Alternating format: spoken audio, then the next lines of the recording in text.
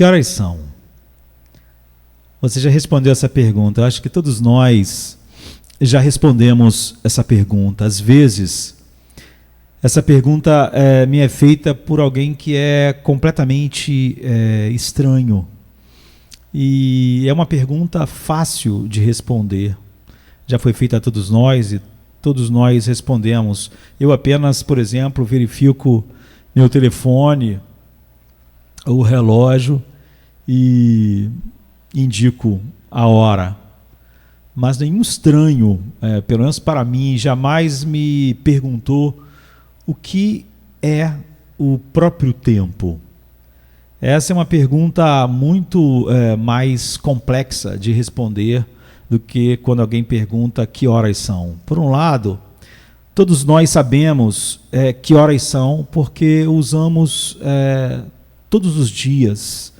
Nós já começamos o nosso dia com um alarme tocando, verificando o relógio ao longo do dia para ter certeza de que estamos dentro do cronograma, né, do dia. E nós, quando vamos para a cama, estamos esperando conseguir dormir algumas horas ou várias horas. Eu, poucas horas, já que eu não durmo muito. E também sabemos que o tempo tem um efeito cumulativo sobre todas as coisas. As crianças crescem e se tornam adultos, os relacionamentos mudam com o tempo, as estações passam e mudam. Por outro lado, é difícil saber que horas são exatamente, não é? Nós sabemos que isso envolve medição, não em unidades espaciais, como metros, centímetros, mas unidades temporais, como segundos, horas, dias. E, no entanto, nós não podemos definir o tempo apenas pela forma como nós medimos o tempo. Se a gente fizesse isso, seria como definir o que é um bolo de aniversário, apenas pelos ingredientes. Quantidade de manteiga, quantidade de ovos, quantidade de açúcar, quantidade de farinha. Então, a ideia de mensuração, porém, ela deve fazer parte da definição, porque se não fizesse, nós não íamos poder falar de tempo de forma, eu diria, de forma coerente. Assim, além do tempo ser medido, nós também poderíamos dizer que o tempo procede por eventos que ocorrem um após o outro. E nós experimentamos a vida momento a momento, não de uma só vez. A gente só pode experimentar a vida nesse pequeno momento que a gente chama de instante. Assim, por uma questão de definição, nós poderíamos dizer que o tempo é uma dimensão não espacial, não é? Que nós medimos por momentos sucessivos. E é estranho pensar sobre o tempo de forma tão abstrata, mas fica ainda mais estranho quando nós pensamos sobre como essa definição simples não consegue encapsular tudo sobre o que o tempo é. Então, por exemplo, às vezes pode parecer que o tempo acelera, desacelera ou até mesmo para. O que explica isso? Agostinho de Hipona, que é um dos maiores teólogos de todos os tempos, né? E também foi um filósofo. Ele foi um dos primeiros pensadores que considerou o mistério do tempo. E Agostinho, ele diz assim: o que nos referimos com mais familiaridade e conhecimento do que o tempo? Certamente, ele diz, o entendemos quando falamos sobre ele. nós o entendemos também quando ouvimos descrito por outra pessoa. O que é então o tempo? Ele pergunta. E ele responde: se ninguém me perguntar, eu sei. Se quero explicar a quem me perguntou, não sei. Então, como Agostinho, nós não podemos entender o tempo inteiramente. No entanto, nós sabemos que somos criaturas feitas para existir no tempo e através do tempo. Então, nós nem podemos mesmo imaginar o que significaria ser estritamente atemporal. No entanto, há alguém que é atemporal: Deus. O Salmo 90, verso 2, que é um salmo de Moisés, diz assim: de eternidade a eternidade tu és Deus. Então Deus fez o universo e, portanto, Deus é quem criou o tempo. No princípio criou Deus os céus e a terra, Gênesis 1 diz. Então houve um tempo, entre aspas, antes de Deus criar o tempo. Agostinho também pensou nessa questão, e ele diz assim: nem precedeu o tempo em nenhum momento, porque então tu irias preceder todos os tempos, mas na excelência de uma eternidade sempre presente, tu precedes todos os tempos passados e sobrevive a todos os tempos futuros, porque eles são futuros e, quando vierem, serão passados, mas tu és o mesmo e os teus anos não terão fim. Então, de acordo com Agostinho, Deus precede o tempo por sua eternidade sempre presente, porque ele é o próprio criador do tempo. Estar sempre presente é existir em um estado em que todos os tempos estejam igualmente presentes. Então é certo que, ao descrever coisas como essa, nós somos como um pouco como um peixe fazendo a hipótese de andar na Lua. A própria frase sempre presente mostra a limitação da linguagem, da nossa linguagem, porque sempre presente são palavras que derivam seu próprio significado do tempo, para descrever alguém que é estritamente atemporal e está fora do tempo. Então, os teólogos, ao longo dos séculos, eles descreveram essa atemporalidade como a eternidade de Deus. É um conceito difícil de entender, dada a nossa natureza de criaturas limitada pelo tempo. Então, Deus nunca amaldiçoa o tempo na narrativa da queda humana e, consequentemente, da criação. Porque o tempo não é mau. Não é? No entanto, nós vemos o Deus eterno operando no tempo, através do tempo, nas Escrituras. Ele opera de maneira mensurável, momento após momento, desde as primeiras páginas do livro de Gênesis. Por exemplo, ele cria o mundo em 6 dias, um após o outro. Ele estabelece o sol e a lua e as estrelas no 4º dia para ajudar a medir o tempo. É o que a Bíblia diz em Gênesis 1:14, que diz: e sejam eles para sinais e para estações, e para dias e para anos. Então Deus delibera e fala em momentos consecutivos, com suas palavras se sucedendo uma após a outra. Façamos o homem à nossa imagem, por exemplo, no verso 26. E ele termina tudo dizendo que tudo era muito bom, no verso 31. Então, ao chamar tudo de muito bom, Deus estava chamando o próprio tempo que ele criou de bom. Então nós fomos, como Adão, feitos para existir no tempo e através do tempo.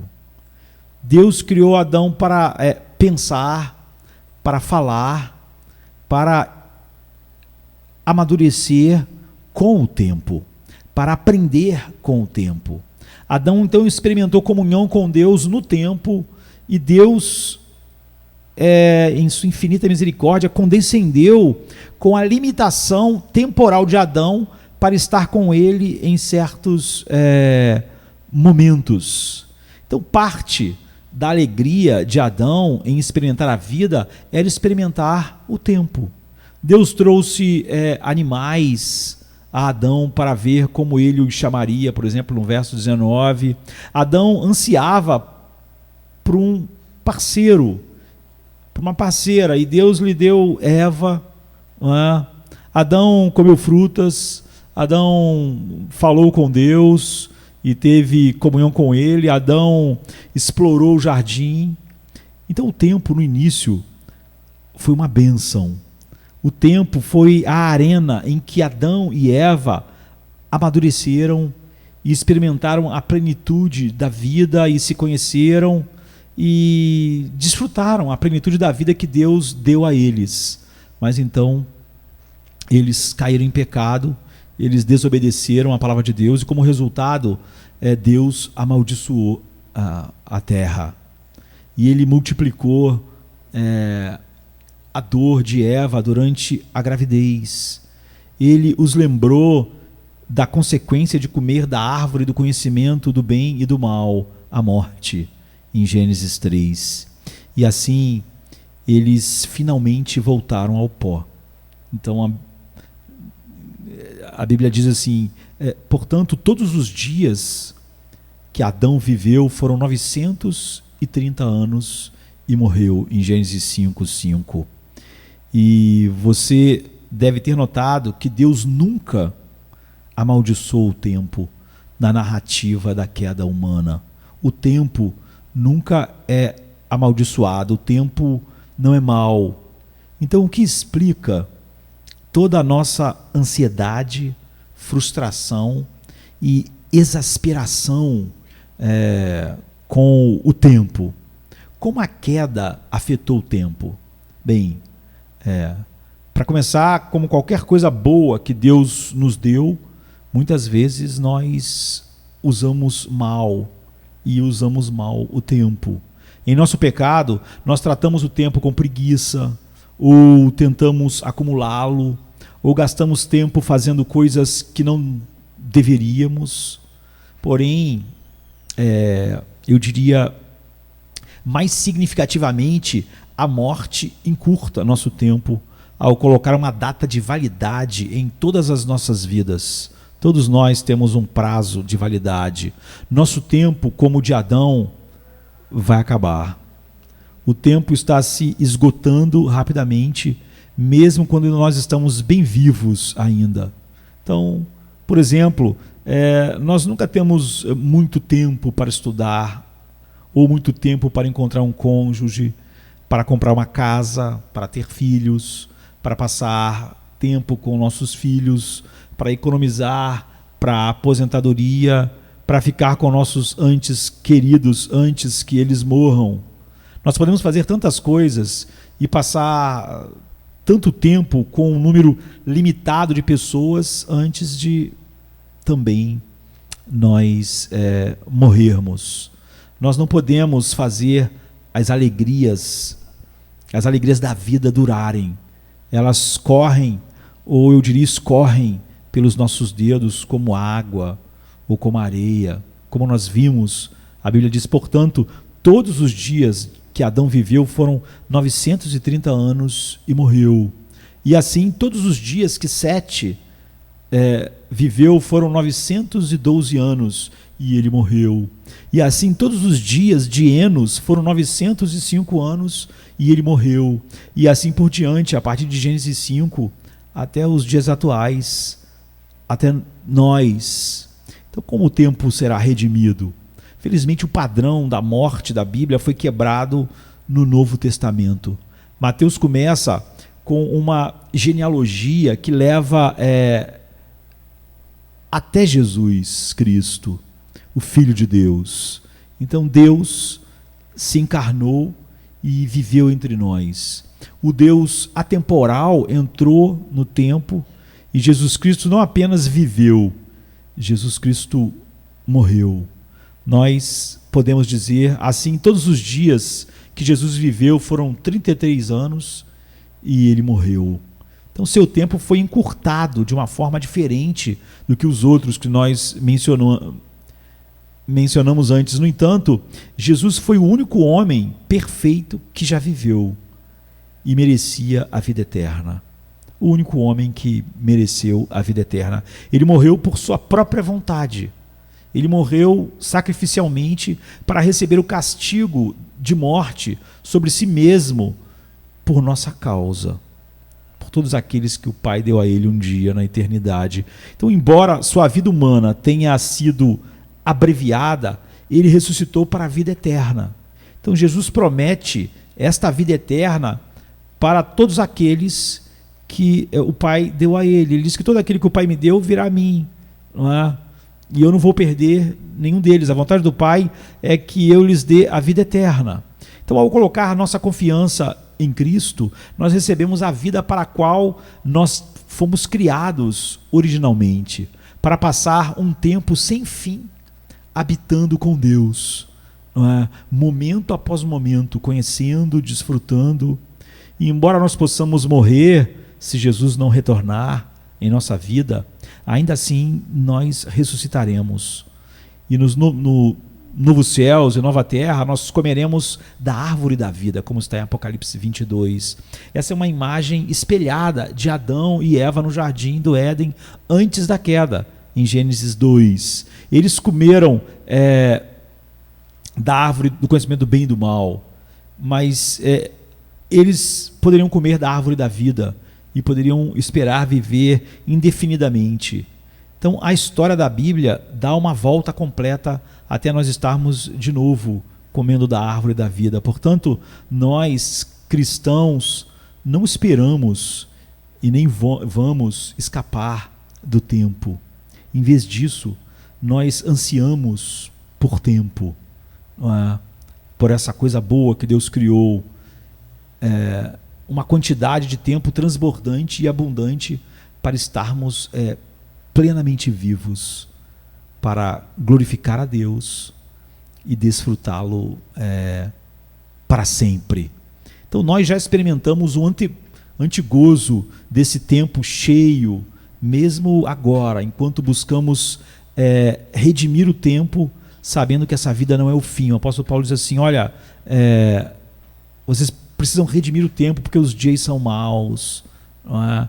Usarmos nosso tempo adequadamente, aproveitar as oportunidades, mas nós experimentaremos a verdadeira plenitude nos novos céus e nova terra ao habitarmos na presença de Deus para sempre, onde o nosso Deus atemporal, não é? Fora do tempo, nos considerar uma vida que nunca será interrompida por toda a eternidade dentro do tempo, como nós para sempre viveremos.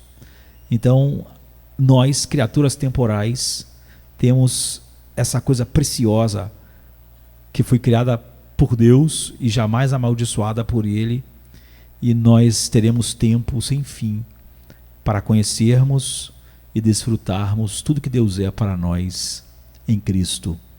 Nós esperamos em breve estarmos todos juntos, desfrutando tempo sem fim, assim, com Jesus. Amém, querido? Amém.